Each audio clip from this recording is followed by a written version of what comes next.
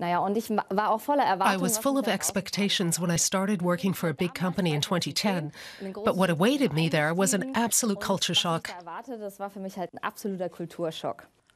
Today, Steffi Burkhardt gives talks based on her experience as a representative of Generation Y, those now between 20 and 30 years old. For me, Generation Y is more about having a modern attitude, something both young and old people can have. After 2 years of working for a chemical company, she realized that she just didn't fit in there. We were all going down the stairs and I was first in line. The others were behind me like ducks in a row. Suddenly my boss said from behind me, "Frau Burkhardt, please use the handrail." I turned around and saw that everyone was using the handrail and thought, okay, they're playing a joke on me, so I laughed. But no one else did, so I thought, okay, I'll use the handrail too. Her workday was completely structured. Burkhardt couldn't stand just going through the motions and quit. Today she works as a coach at a small consulting firm in Cologne. It has just 8 employees and a flat hierarchy. The 29-year-old decides for herself when her day begins. Sometimes she works at the office, other times at home.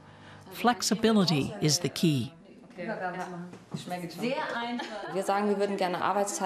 We'd like to connect work and leisure because it results in a new perspective, a new view of work, and maybe to the notion of performance.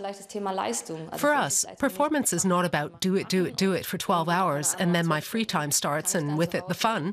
Instead, the fun is linked to the work.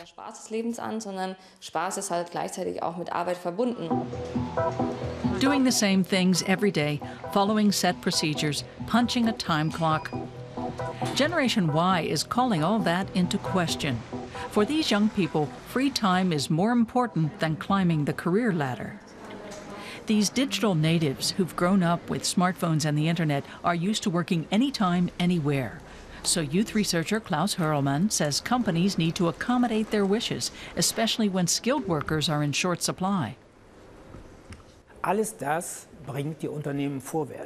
It all advances the company. Most of it is in the management books.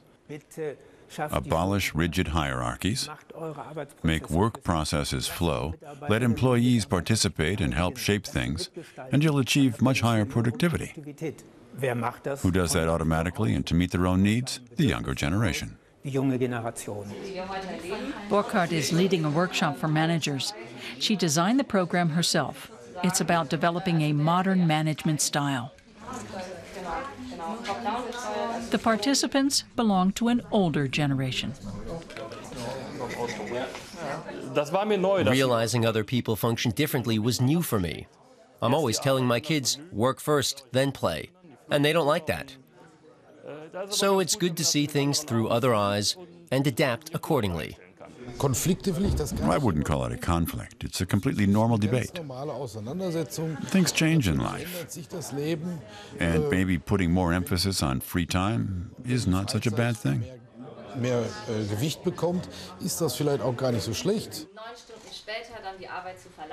Generation Y is often accused of lacking ambition and being very self-centered. I wouldn't say that the younger generation is an egotistical generation. Yes, individualism is increasing and the desire for freedom and self-fulfillment is growing. But on the other hand, we're also the generation that wants to work with others, which is used to working in teams and networking. Steffi Burkhardt hopes to put her generation in a different light, and this audience appears to be very receptive to her message.